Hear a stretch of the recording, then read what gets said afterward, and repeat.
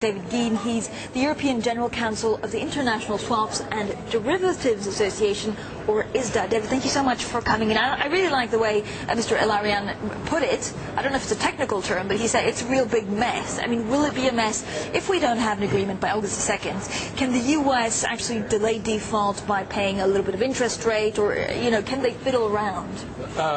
If they fiddle around, if they do anything with the treasuries that isn't in the terms of the treasuries, then that's likely to cause a default for credit event for CDS. So they need to buy themselves a bit more time, even if they have a kind of agreement just for a month and a half, which is what some of the parties want. It will at least give them a little bit more breathing room. Well, it depends when the coupons are due. I mean, if we wake up on August the 3rd and they haven't got a deal, that doesn't automatically trigger CDS.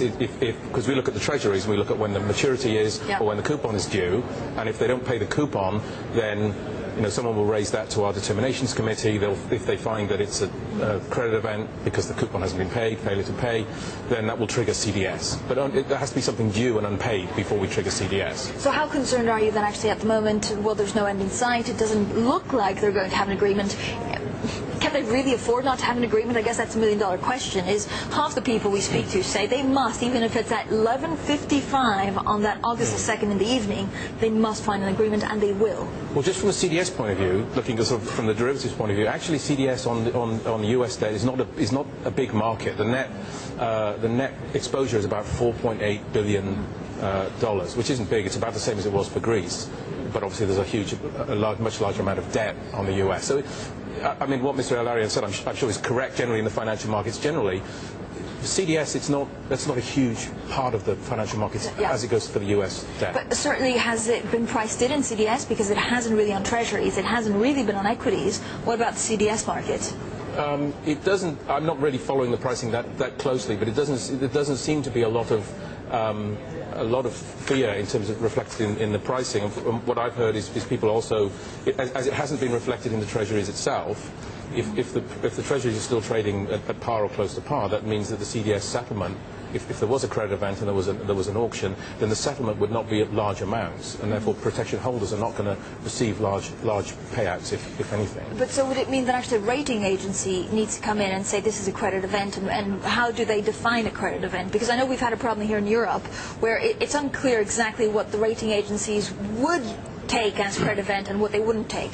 Yes, I mean, there's been a lot of discussion in the context of Greece. What the rating agencies do and what ISDA does for CDS are completely different things. So if the rating agencies come and say there's a default or there's a downgrade, that doesn't itself trigger CDS. We would look at whether there's a payment that was due, whether it was made or not. Or for Greece, whether there was some kind of compulsory exchange of debt.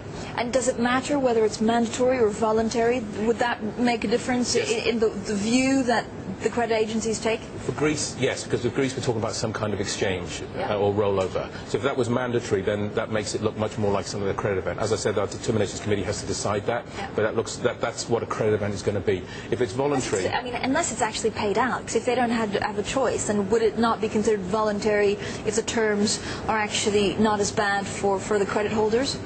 For CDS, again, I think that's relevant for the rating agencies. What the terms are, the old terms compared to the new terms, that's relevant for the raters, but not for us. We look at would there be a forced exchange that was binding on all of the holders, that everyone had to participate in. That's when you start getting into the territory of it being a credit event. What the terms are or were, whether they're better or worse, is not really what we look at.